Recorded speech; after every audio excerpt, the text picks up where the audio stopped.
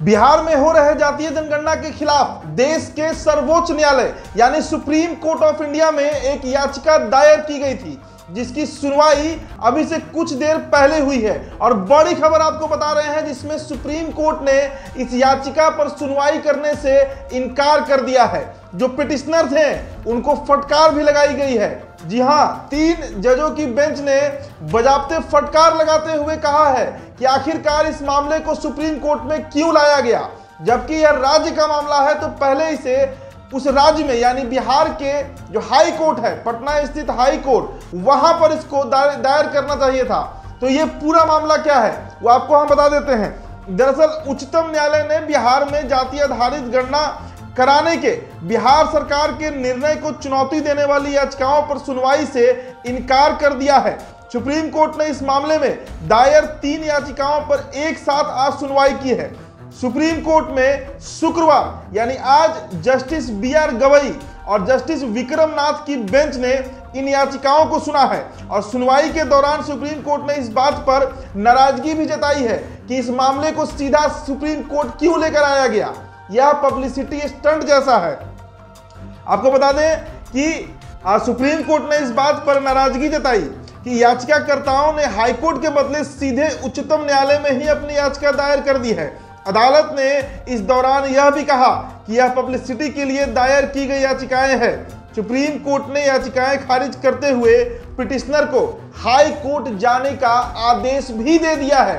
तो ये इस वक्त की बड़ी खबर है। कई दिनों से इस बात को लेकर संशय था कि आखिरकार सुप्रीम कोर्ट बिहार में हो रहे कास्ट सेंसस यानी जातीय जनगणना पर क्या फैसला देती है।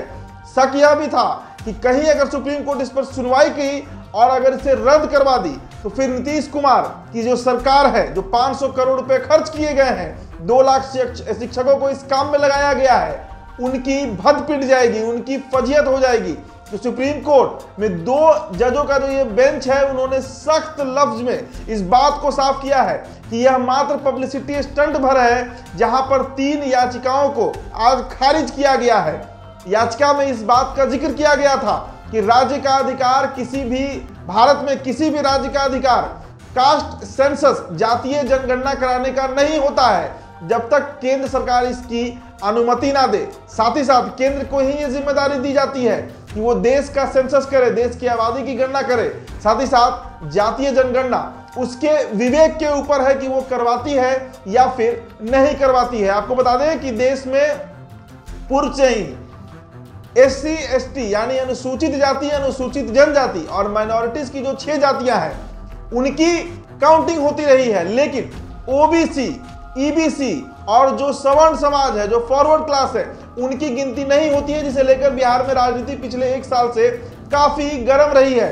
इसके बाद नीतीश कुमार ने स्टेट एक्सपेंडिचर पे, राज्य के खर्च पर यह तय किया कि बिहार में जातीय जनगणना होगा। और जैसे ही इसके फर्स्ट फेज की शुरुआत होती है, उसके बाद याचिकाकर्ता जो है वो सुप्रीम कोर्ट पहुंच जाते हैं और 3 याचिकाओं को दायर किया जाता है।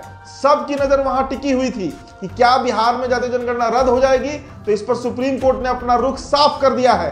पटना हाई कोर्ट जाने को कहा है और स्टेट का जो सबसे बड़ा न्यायालय होता है हाई कोर्ट, वहीं पर इसका अब फैसला होना है। तो याचिकाकर्ता जाते हैं या नहीं जाते हैं ये बात का विषय है, लेकिन फिलहाल यह मामला जो है वो नीतीश कुमार के पक्ष में ही है।